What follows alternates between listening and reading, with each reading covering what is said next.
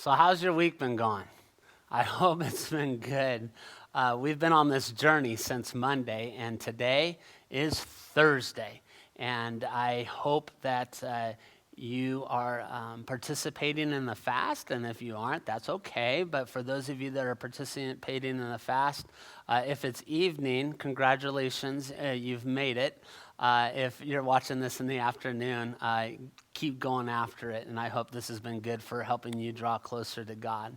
So again, the whole goal of doing what we've been doing this week is just taking a look at perhaps what Jesus last week on this earth looked like, and we've been taking a look day by day. So Monday, the key word was faith, and Tuesday, the key word was heaven, and yesterday, the key word was worship.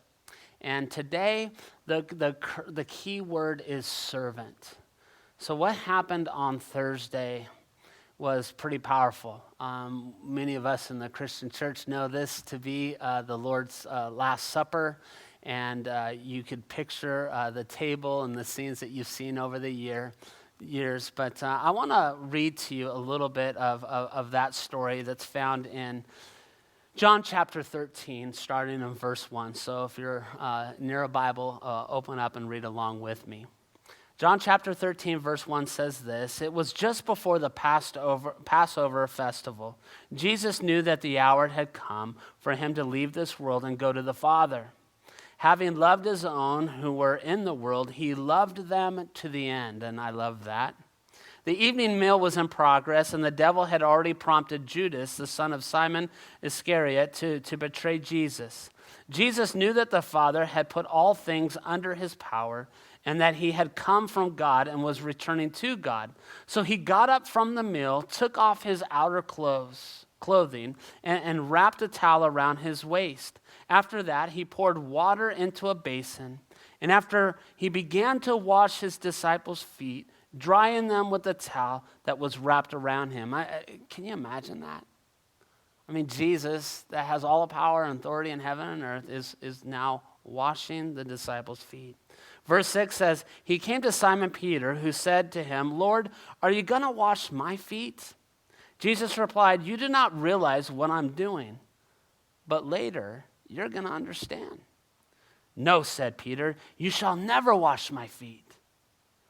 That was pretty gutsy for Peter to say to Jesus. "No," said Peter, Jesus answered, "Unless I wash you, you will have no part of me." Then Lord Simon Peter replied, "Not just my feet, but my hands and my head as well." Jesus answers, "Those who have had a bath need only to wash their feet. Their whole body is clean, and you are clean, though not every one of you." Verse 11 says this: "For he knew who was going to betray him, and that was why he said not everyone was clean." When he had finished washing their feet, he put on his clothes and returned to his place. "Do you understand what I have done for you?" he asked them. "You call me teacher and Lord, and rightly so, for that is what I am. Now that I, the Lord and teacher, have washed your feet, you should wash one another's feet. I have set for you an example that you should do as I have done for you. Very truly, I tell you, no servant is greater than his master, nor is his messenger greater than the one who sent him. Now that you know these things, you will be blessed if you do them." This is why our word for tonight, or our word for today, is servant. Here's Jesus, knowing that he's going to face the cross. Here's Jesus, the Son of God, that has all authority and power, that knows this is his last moments here on this earth, and yet he's serving the men that he's just spent 3 years with. This might get a little graphic, but I want you to think about this. You got 12 guys that have been walking around in dirt. They haven't had a pedicure ever. Can you imagine what their toenails look like? Can you imagine the dirt that was caked onto their feet? Could you imagine the smell? And here is the Son of God taking the dirtiest part of the human body into his hands and serving. That's our Jesus. And when questioned why he was doing this, he said, I'm doing this to set an example for you. I believe it's in Mark 10 where Jesus says, I did not come to be served, but I came to serve. I want to have some fun time with you. I want to read to you a book. A couple of kids in our church have requested that Pastor Rob reads a book. And so I think this would be a great time for not just us, the kids, but for all of us. It's a book that really, well, let me read it. You'll know why I read it. It's called The Giving Tree. So sit back wherever you're at and listen in. Once there was a tree, and she loved a little boy. And every day the boy would come.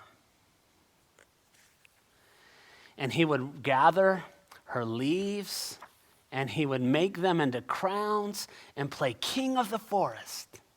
He would climb up her trunk. He would swing from her branches, and he'd eat her apples. And they would play hide and go seek. And when he was tired, he would sleep in her shade. And the boy, he loved the tree very much. And guess what? The tree was happy. But time went by. And the boy grew older, and the tree was often alone. Then one day the boy came to the tree, and the tree said, come on, boy, climb up my trunk and swing from my branches and eat from my apples and play in my shade and be happy. Oh, I'm too big to climb and play, said the boy. I want to buy things and have fun. I want some money. Can you give me some money? I'm sorry, said the tree, but I have no money. I only have leaves and apples. Take my apples, boy. Take them and sell them in the city, and then you'll have money, and then you'll be happy. And so the boy climbed up the tree and gathered her apples and carried them away. And the tree was happy. But the boy stayed away for a long time, and the tree was sad. And one day the boy came back, and the tree shook with joy and said, come, boy, come, climb up my trunk and swing from my branches and be happy. Oh, I'm too busy to climb trees, said the boy. I want a house to keep me warm, he said. I want a wife, and I want children, and I need a house. Can you give me a house? I have no house, said the tree. The forest is my house. But you could cut off my branches and build a house, and then you'll be happy. And so the boy cut off all of her branches and carried them away to build a house. And the tree was happy. But the boy stayed away for a long time. And when he came back, the tree was so happy she could hardly speak. Come, boy, she whispered. Come and play. I'm too old and I'm too sad to play, said the boy. I want a boat that will take me far away from here. Can you give me a boat?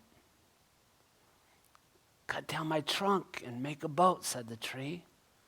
Then you could sail away. And then you could be happy. So the boy cut down her trunk and made a boat and sailed away. And the tree was happy. But not really. After a long time, the boy came back.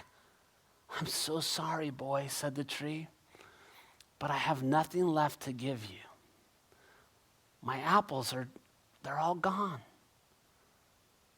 My teeth are too weak to eat apples, said the boy. My branches are gone, said the tree. You cannot swing on them. I'm too old to swing from your branches, said the boy. I'm too tired to climb, said the boy. "I'm sorry," said the tree. "I wish that I could give you something, but I have nothing left. I'm just an old stump. I'm sorry." "I don't need very much now," said the boy. "Just a quiet place to sit and rest. I'm very tired." "Well," said the tree, straightening herself up as much as she could, "well, an old stump is good for sitting and resting. Come, boy, sit down. Sit down and rest." And the boy did. And the tree was happy. The end. I think you've put two and two together.